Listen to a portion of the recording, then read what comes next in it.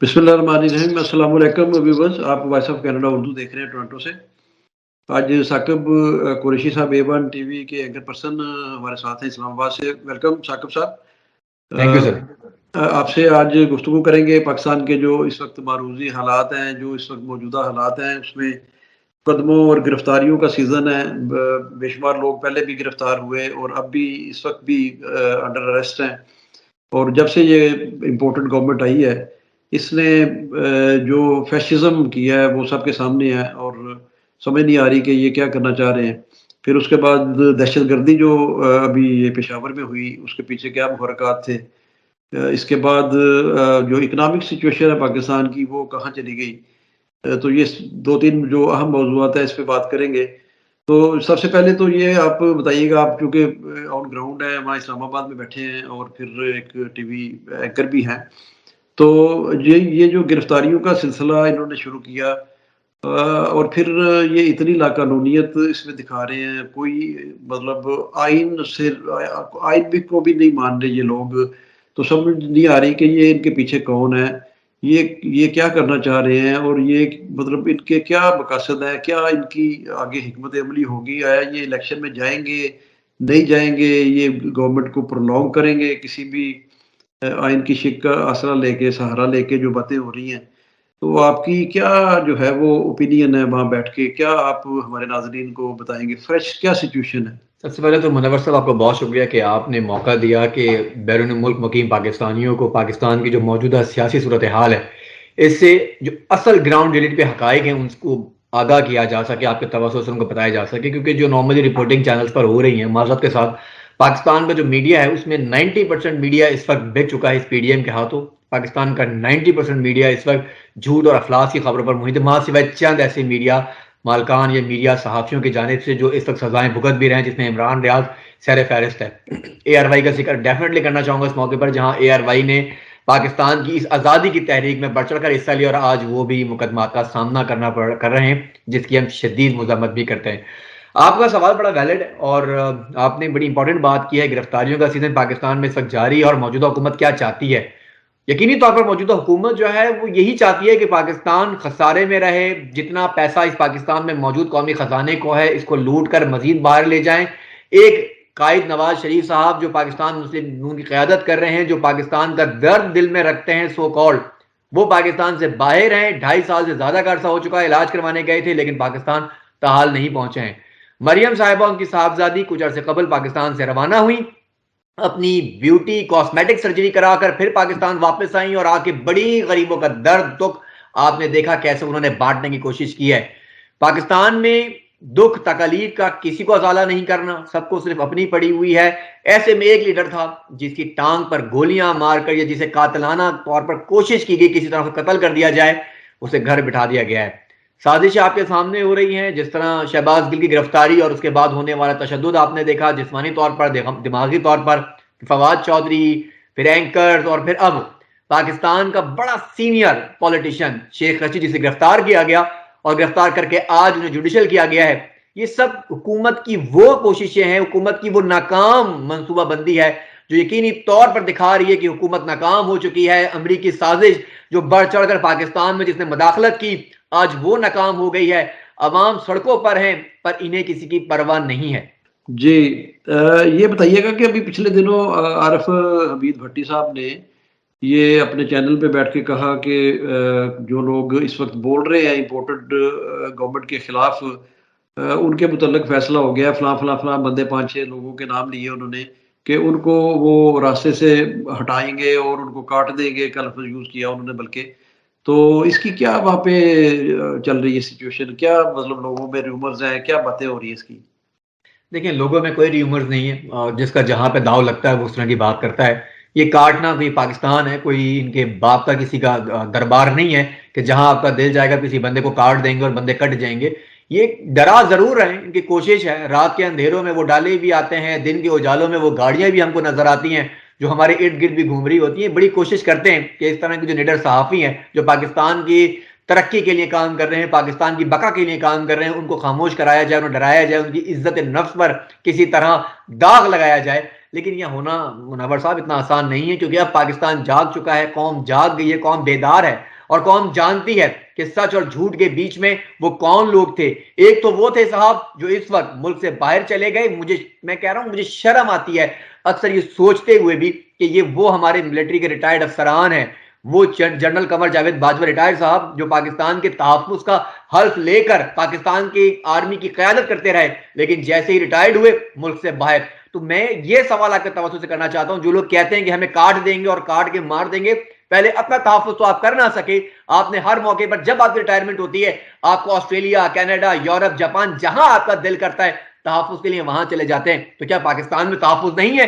جو فوج کا سربراہ اپنا تحفظ نہیں کر سکتا وہ پاکستان کا تحفظ کیا کرے گا؟ وہ ریٹائرڈ ججز جو یہاں بیٹھ کے انصاف نہیں کر سکتے اپنی پوسٹ میں رہتے، وہ جیسے ریٹائر ہوتے ہیں ملک سے باہر بھاگ جاتے ہیں۔ مجھے یہ بتائیں انہوں نے کون سی جنگیں لڑی ہیں یار؟ انہوں نے کون سے ایسے بڑے فیصلے کیے کہ پاکستان میں خطرات لا کے، یعنی ہم گدھے اور بھیڑوں کی طرح اس ملک میں گھومتے ہیں، ہم 24 گھنٹے یہاں کام کرتے ہیں، ہمیں خطرہ نہیں ہے۔ خطرہ ہے تو صرف ان لوگوں کو ہے جو یہاں سے ریٹائر ہو جاتے ہیں۔ تو یہ جو آپ کا سوال تھا، یہ حمید بٹی صاحب نے کہا بالکل صحیح بات ہے، لیکن یہ کسی کے باپ کا ملک نہیں ہے، یہ ملک پاکستان ہمارا ہے، ہمارے خون سے اس کی آزادی رچی گئی ہے، اور ہم جب تک زندہ ہیں نہ کوئی ہمیں کاٹ سکتا ہے اور نہ ہم اس ملک پہ کوئی آنچ آنے دیں گے۔ یہ بالکل برملا پیغام ہے، جو ملک سے باہر پاکستانی بیٹھے ہوئے ہیں وہ بھی سمجھ لیں کہ پاکستان یقینی طور پر ایک محفوظ ہاتھوں میں ہے۔ یہ جو موجودہ حکومت ہے، جو اتحادی حکومت ہے، یہ لوٹا کریسی ہے، یہ جو امریکی سازش کے ذریعے آ کے بیٹھے ہوئے ہیں، ان کے صرف چند دن رہ گئے ہیں۔ آئین کا انہوں نے مذاق اڑا کے رکھا ہوا ہے، آئین کو انہوں نے دھجیوں میں اڑا کے پھینک دیا ہے، کچھ نہیں ہونے والا، اور انشاءاللہ بہت جلد اس ملک میں ایک بار پھر وہ حکمراں آئے گا جو پاکستان کی ترقی کے لیے سب سے آگے ہوگا۔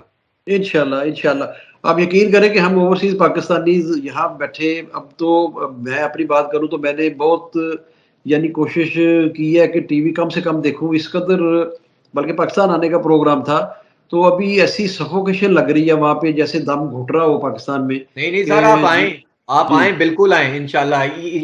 اسی سفوکیشن کے اندر ہماری نئی جنریشن پیدا ہو رہی ہے، اسی سفوکیشن کے اندر ہماری نئی یوتھ آگے بڑھ رہی ہے۔ آپ بالکل آئیں، اور ہم تمام بیرون ملک مقیم پاکستانیوں کو کہتے ہیں یہ ملک آپ کا ہے اور آپ نے الٹیمیٹلی یہاں آنا ہے، آپ آئیں۔ ان لوگوں سے نہ ڈریں سر، یہ بڑے بڑے میں کہتا ہوں یہ عارضی لوگ ہیں، یہ وہ لوگ ہیں جو رات کسی اور بستر پہ گزارتے ہیں اور صبح کسی اور بستر سے اٹھتے ہیں۔ رائٹ۔ تو ثاقب صاحب یہ بتائیے گا کہ اب جو بہت ایک بڑا سانحہ آئی پی ایس کے بعد پشاور میں ہوا جس میں 100 سے زیادہ اور موسٹلی پولیس والے تھے وہ شہید ہو گئے یا جاں بحق ہو گئے، تو اس کے بعد جو اس کا ری ایکشن آیا وہیں سے پولیس والوں کا، انہوں نے کہا کہ یہ جو نامعلوم ہیں یہ ہمیں معلوم ہیں۔ جی یہ پولیس والوں نے، آپ کو پتہ ہے سول لائن میں وہاں پہ یہ انہوں نے پروٹیسٹ کیا ہے پولیس والوں نے، اور انہوں نے کہا جو نامعلوم ہے وہ ہمیں معلوم ہے۔ تو یہ اس کی بڑی امپلیکیشنز ہیں، اس کے بڑے دورس نتائج جو ہیں وہ نکلیں گے کہ وہ ایک جو ڈسپلن ادارہ پولیس بھی اور یونیفارم ادارہ ہے وہ اس کے لوگوں میں بھی بے چینی پائی جاتی ہے کہ یہ جو کچھ اس وقت کے پی کے میں ہو رہا ہے یہ سارا انڈر دی امبریلا آف ہماری جو آرم فورسز ہیں، یہ ان کی آشیرواد سے ہو رہا ہے، اور یہ سبوٹاج کرنے کے لیے پاکستان کا امن، اور پھر اس کے بعد الٹیمیٹ ٹارگٹ ان کا جو ہے وہ الیکشنز ہیں کہ الیکشنز کو کسی بھی طریقے سے ڈیلے کیا جائے، سال 2 سال آگے لے جایا جائے۔ اور ان کے پی ڈی ایم کے جو اکثر قائدین ہیں، جن میں فضل الرحمان کی میں سن رہا تھا کہ وہ کسی رپورٹر کو بڑے حد تک امیز لہجے میں کہہ رہا تھا کہ کوئی الیکشن نہیں ہونے جاؤ، تو یعنی اس طرح کی اور بھی سٹیٹمنٹس آ رہی ہیں، آئین کے پیچھے چھپنے کی یہ کوشش کر رہے ہیں۔ تو یہ کتنی سگنیفیکینٹ ہو سکتا ہے یہ معاملہ سارے، جو پولیس والے اب اندر سے ان کے ایک بغاوت اٹھ رہی ہے؟ دیکھیں سب سے پہلے تو میں یہاں پہ کچھ تھوڑی سی، کیونکہ ڈیفینیٹلی آپ ملک سے باہر ہیں اور حقائق تھوڑے سے ڈفرینٹ ہیں، یہ جو ایک نعرہ ہے نا، یہ جو نامعلوم ہے، یہ ہمیں معلوم ہے یہ کون ہے، یہ شروع ہوا تھا ارشد شریف سے، اور ارشد شریف نے ڈیفینیٹلی اس ٹیگ لائن کو شروع کیا تھا کہ وہ جو نامعلوم ہے ہمیں معلوم ہے وہ کون ہے، اور ان کا اشارہ بڑی اہم شخصیات کی جانب اس وقت بھی تھا، اللہ تعالیٰ ان کی مغفرت کرے، جنت الفردوس میں اعلیٰ مقام عطا کرے، آمین۔ ساتھ اب کیونکہ جو پشاور سانحہ کی آپ نے بات کی ہے، یہ ایک بڑا سانحہ ہے، اور یہ سب سے بڑی ناکامی میں اسے کہوں گا نگراں حکومت کی ہے، یہ موجودہ وفاقی حکومت کی ناکامی ہے، کیونکہ ان کا کام ہے کہ لا اینڈ آرڈر کو کنٹرول کرنا، پاکستان میں جو انفورسمنٹ ایجنسیز ہیں ان کا کام ہے کہ ان تمام چیزوں پہ نظر رکھنا۔ لیکن جیسا کہ آپ نے کہا کہ پولیس والوں نے یا کسی لوگوں نے الزام عائد کیا اور ہماری آرم فورسز کا نام استعمال کیا ہے، کہ ان کے پیچھے ایسی کوئی قطعی طور پر بات نہیں ہے. پاکستان میں نے جیسے پہلے بھی کہا کہ محفوظ ہاتھوں میں ہے. تو پاکستان کی ملٹری، پاکستان کے جو ادارے ہیں یقینی طور پر وہ اپنی ذمہ داریوں سے بخوبی واقف ہے، ماں سوائے اس بات کے کہ پالیٹکس میں ان کا کہیں نہ کہیں کوئی کردار رہتا ہے اس کے علاوہ. لیکن پاکستان بڑے محفوظ ہاتھوں میں، بڑی ذمہ داری سے یہ بات ہم کہتے ہیں اور اس بات پہ میں فخر ہے کہ پاکستان محفوظ ہاتھوں میں.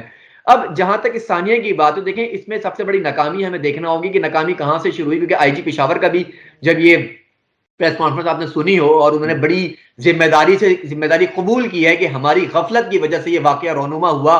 کس طرح ایک پولیس کی وردی میں کوئی صاحب داخل ہو جاتا ہے، وہ شخص نامعلوم افراد داخل ہو جاتا ہے، دہشت گرد، کس طرح سیکیورٹی چیکنگ نہیں کی گئی، کس طرح سیکیورٹی کا سب سے بڑا ہمیں وہاں پہ ایک فال نظر آیا. تو سوال یہ پیدا ہوتا ہے کہ حکومت کیا کر رہی ہے. آپ یہ دیکھیں کہ عمران خان نے جیسی حکومتوں سے کوئٹ کیا ہے تو نگراں حکومت سیٹ اپ سنبھال نہیں پا رہی ہے. پنجاب میں اپنی اس وقت رساکشی جاری ہے اور وہ خوش صرف کر رہے ہیں تو پی ڈی ایم حکومت کو. خیبر پختونخوا میں جو ہو رہا ہے وہ صرف خوش کر رہے ہیں تو یہ وفاق کی حکومت کو. تو آپ یہ دیکھیں، آپ نے مولانا فضل الرحمان کی بات بھی کی ہے، یہ ذمہ داری سر حکومت کی ہے، لا اینڈ آرڈر کنٹرول کرنا اور سیکیورٹی تمام کلاسز کو کنٹرول کرنا. اب جب یہ دھماکے کی ہم بات کر رہے ہیں تو کون نہیں جانتا کہ افغانستان کے طالبان کس طرح پاکستان کے پیچھے رہے اور کس طرح پاکستان طالبان سے ہونے والے مذاکرات ناکام ہوئے ہیں. یہ موجودہ حکومت کی ذمہ داری تھی کہ وہ ان طالبان کے ساتھ مذاکرات کرتی اور چیزوں کو آگے لے کر جاتی. ضرب عضب آپریشن جیسا اگر آپ کرنا چاہتے ہیں تو آپ کو فوری کرنا ہوگا. ہم اس وقت آپ بچوں کو پڑھانے کی کنڈیشن میں نہیں ہیں کہ ہم دشمن کے بچوں کو پڑھانے نکلیں اور ہم آپ کی یہ نیشنل کمیٹی کے اجلاس، سیکورٹی کے اجلاس بیٹھ کے آپ کی خبریں بنائیں. یہ ناممکن سی بات ہے. جو آپ نے اس کی بات کی ہے کہ مولانا فضل الرحمان صاحب کہہ رہے ہیں کہ انتخابات نہیں ہوں گے. سر ان کا باپ بھی انتخابات کرائے گا، آئین کے تابع ہیں اور آئین یہ کہتا ہے کہ آپ نے 90 دن میں انتخابات کرانے ہیں. اگر یہ انتخابات نہیں کراتے تو یقینی طور پر یہ بغاوت کریں گے آئین کے ساتھ. ان کے پاس کوئی اور راستہ نہیں ہے. سیکیورٹی کلیش بنانے کا ایک بہانہ ضرور ڈھونڈ رہے ہیں کہ کسی طرح کوئی سیکیورٹی کلیش بنایا جائے، الیکشن کو تاخیر کیا جائے. لیکن اب تو عمران خان کو گئے ہوئے بھی سال سے اوپر کا تقریباً حصہ ہو چکا ہے. ساتھ اب اگست میں تو ویسے بھی انتخابات ہو جانے. تو یہ 1-2 مہینے صرف جو اصل خبر ہے وہ خبر یہ ہے کہ انہوں نے بجٹ شو کرنا ہے، بجٹ پیش کرنا ہے اور کوئی بھی یہ ذمہ داری اپنے سر لینے کو تیار نہیں ہے. نگراں حکومت آپ کو پتا ہے بجٹ دے نہیں سکتی، تو موجودہ حکومت بجٹ دے کر فوری اسمبلیاں تحلیل ہوں گی اور یہ الیکشن کی طرف جائیں گے. ان کے پاس کوئی اور راستہ نہیں ہے. صرف ہمیں ویٹ کرنا پڑے گا جون تک. جون سے پہلے الیکشن کی کوئی نوید نہیں ہے جب تک سر بجٹ پیش نہیں ہوتا. ٹھیک، تو آپ کیا سمجھتے ہیں کہ 2 ماہ سے زیادہ عرصہ گزر گیا جنرل باجوہ کو ریٹائر ہوئے 29 نومبر کے بعد، تو اسد منیر صاحب جو نئے آرمی چیف ہیں ان کی پالیسیز میں یا وہ جو کنٹینیوٹی یہ برقرار رکھے ہوئے ہیں جنرل باجوہ کی، ان کی لیگیسی لے کے چل رہے ہیں، تو اس میں تو کوئی فرق نظر نہیں آ رہا. اور اسی طرح یہ ساری گرفتاریاں اور یہ ساری وکٹمائزیشن جو پاکستان میں چل رہی ہے، یہ الٹیمیٹلی جو بلیم ہے یہ تو اداروں پہ ہی جاتا ہے اور اسٹیبلشمنٹ کے اداروں پہ جاتا ہے. تو کیا مطلب لوگ حق بجانب نہیں ہے یہ سمجھنے میں کہ یہ باجوہ کا جو ڈاکٹرین ہے وہ چل رہا ہے، اس کی لیگیسی ابھی تک چل رہی ہے؟ سر دیکھیں، باجوہ صاحب کا جو ڈاکٹرین تھا وہ باجوہ صاحب کے ساتھ ختم ہو گیا. اب جنرل آصم منیر صاحب ایک سلجھے ہوئے عام آفیسر ہیں اور بڑے ذمہ دار ہیں، لیکن کچھ چیزیں ہیں جو باجوہ ڈاکٹرین کے ساتھ، دیکھیں ملٹری کا ایک سسٹم ہے، ہر ملٹری کا اپنا سسٹم ہوتا ہے. پاکستان کی ملٹری کا اپنا ایک سسٹم ہے، وہ کسی بھی ایک فرد واحد پر نہیں مقرر کہ ان کی پالیسیز کو آگے لے کے چلا جائے گا.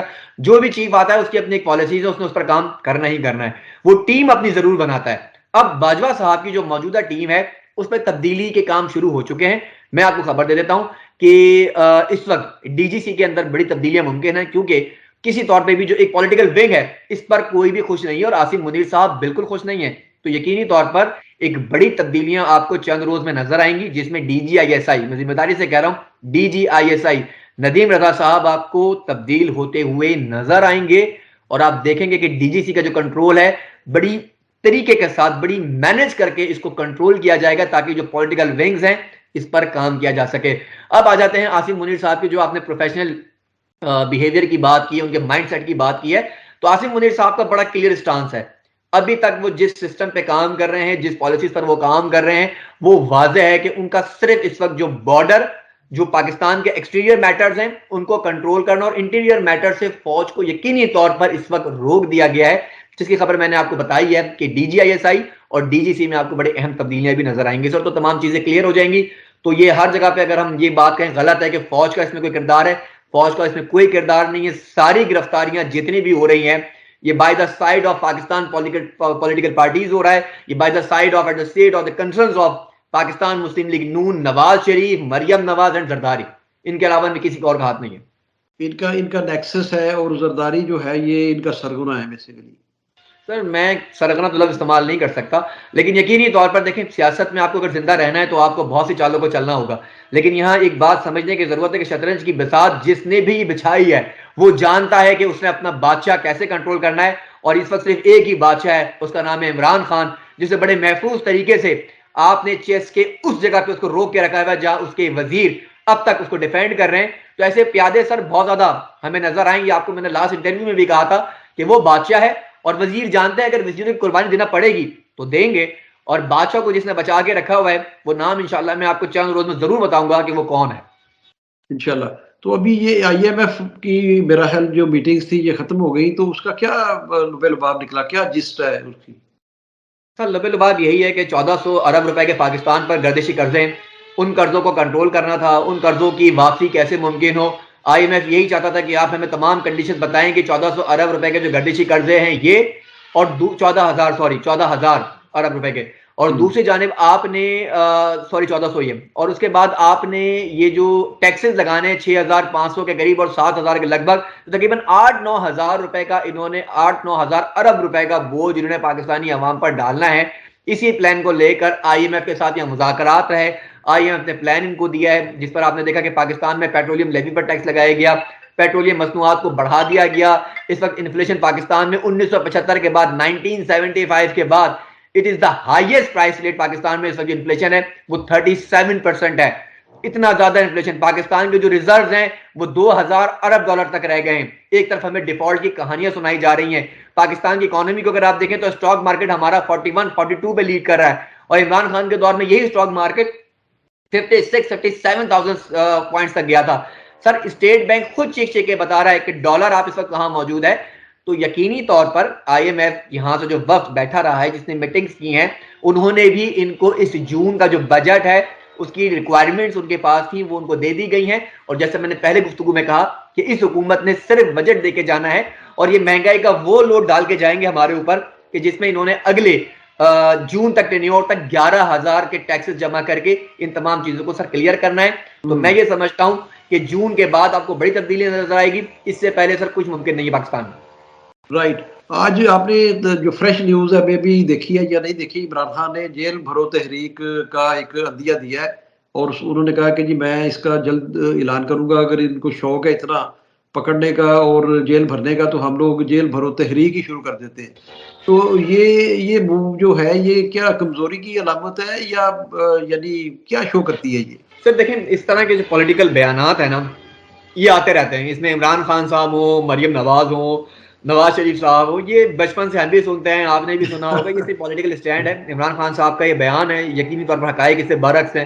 جیل بھرو تحریک, یہ بے وقوف نہیں ہے کہ عمران خان کو گرفتار کریں گے, کیونکہ عمران خان کو گرفتار کرنے کا مقصد ہی یہی ہے کہ وہ دن ان کی پاکستان کی پالیٹکس میں تابوت میں ایک آخری کیل ہوگی.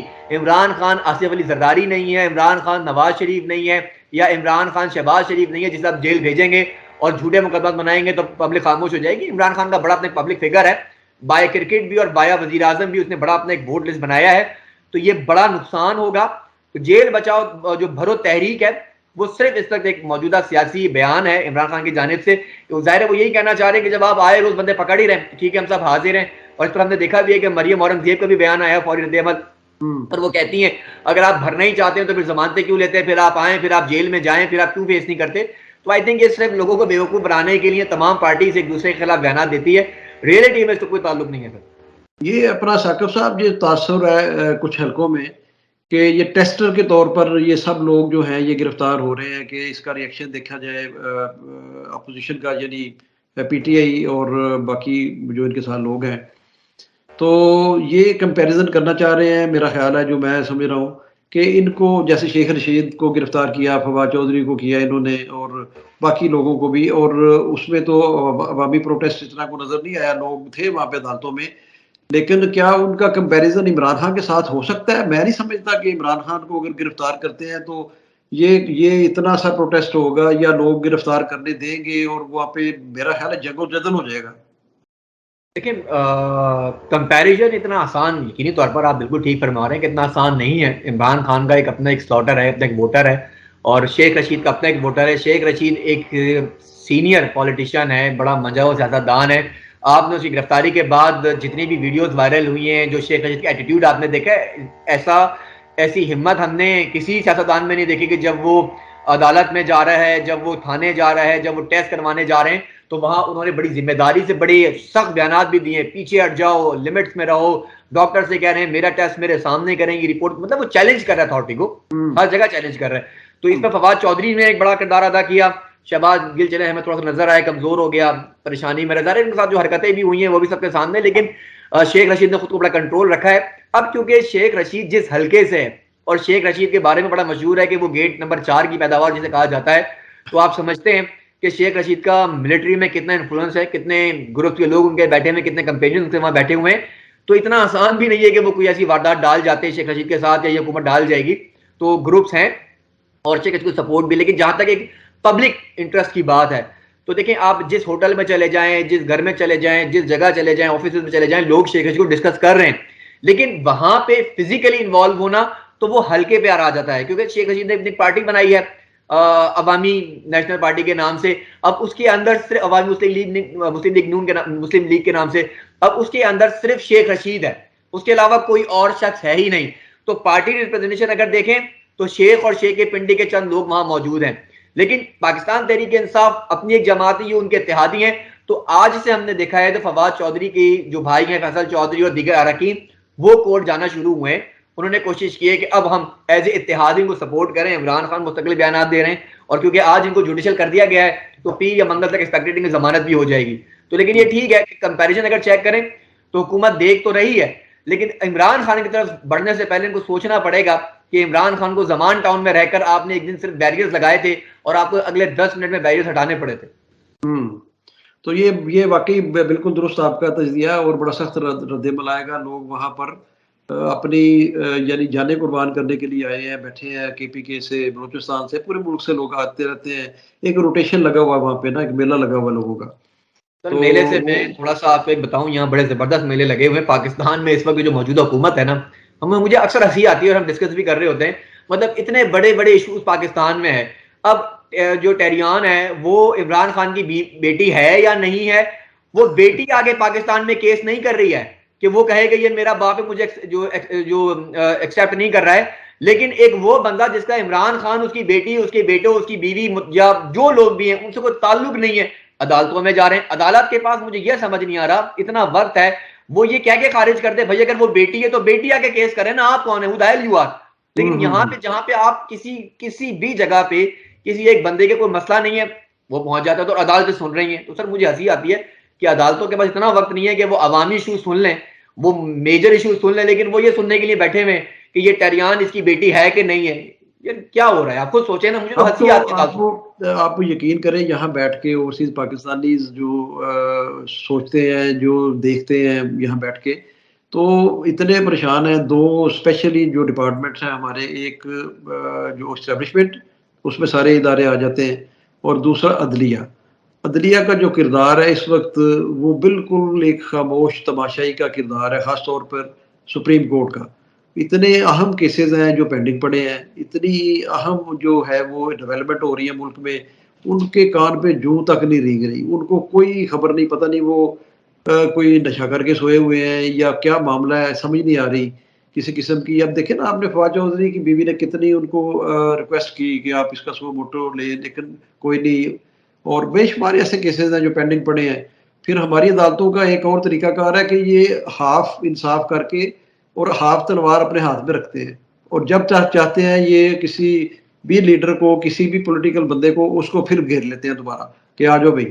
تو یہ نظام جو ہمارے ہاں چل رہا ہے پاکستان میں عدلیہ کا, یہ تو بالکل ایک بیرانہ ریپبلک جیسا ہے, اور we are very disappointed. ابھی پچھلے دنوں کچھ ہفتے پہلے مولانا طارق جمیل صاحب یہاں آئے ہوئے تھے کینیڈا میں, اور ان کا ہارٹ کا پرابلم بھی ہوا یہاں پہ. وہ اللہ نے خیر کیا اور چلے گئے واپس ٹھیک ہو کے. تو ان کا بیان میں سن رہا تھا, تو انہوں نے اسپیشلی لوگوں سے یہ کہا کہ آپ پاکستان میں جو معروضی حالات ہیں اس وقت جو وہاں پہ ہو رہا ہے, آپ بالکل انویسٹمنٹ نہ کریں وہاں پہ.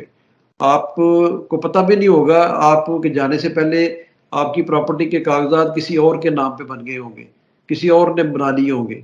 تو جب اتنے اتنے جید علماء جو ہیں یہاں آ کر یہ لوگوں کو پکچر ایک بتائیں گے، پینٹ کریں گے، تو آپ بتائیں کہ ان کے جو فالوورز ہیں وہ کیا تاثر لیں گے، اور ان کی ویڈیوز لاکھوں کروڑوں لوگ دیکھتے ہیں کہ پاکستان کی یہ کریڈیبلٹی ہے پاکستانی نظام کی، اداروں کی۔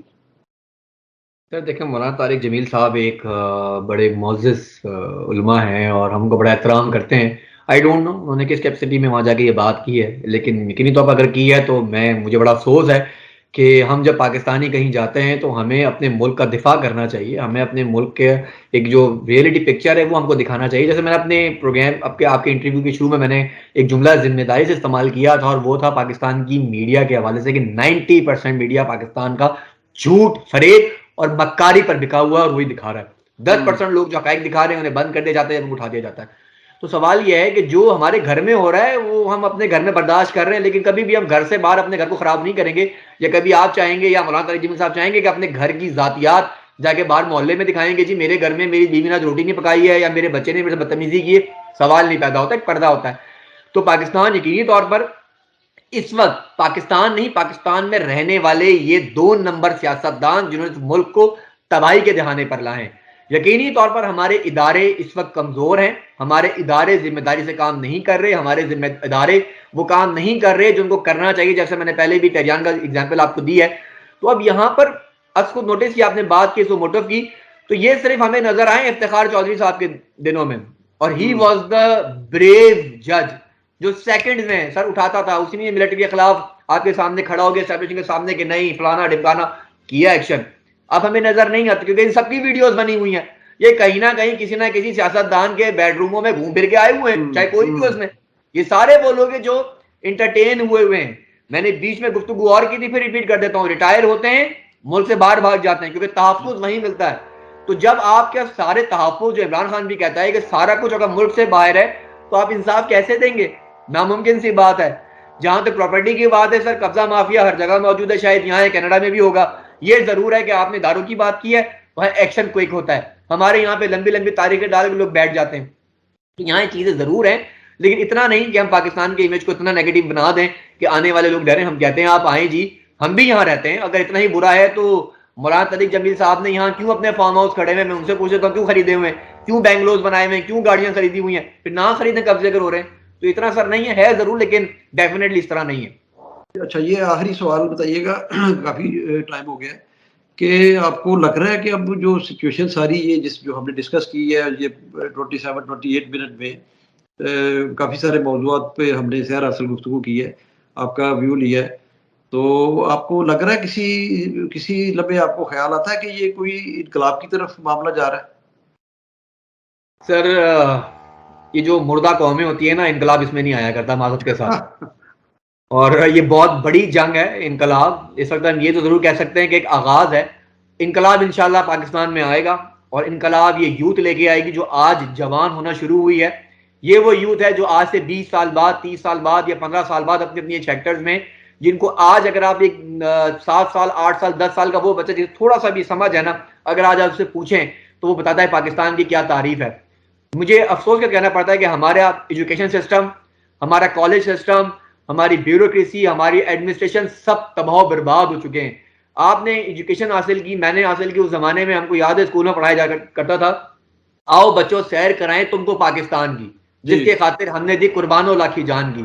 آج نہ ہمیں وہ ٹرینیں اسکولوں میں نظر آتی ہیں، نہ قائد اعظم کے کالج نہیں پڑھائے جاتے ہیں۔ آج ہم کو پڑھائی جاتی ہے تو کرپشن، آج ہم کو سکھایا جاتا ہے تو چور ڈکیتی، آج ہم کو دکھایا جاتا ہے کہ پاکستان کا وہ چہرہ جو ختم ہو چکا ہے۔ آج ہر بچہ اس ملک سے باہر جانے کو تیار ہے۔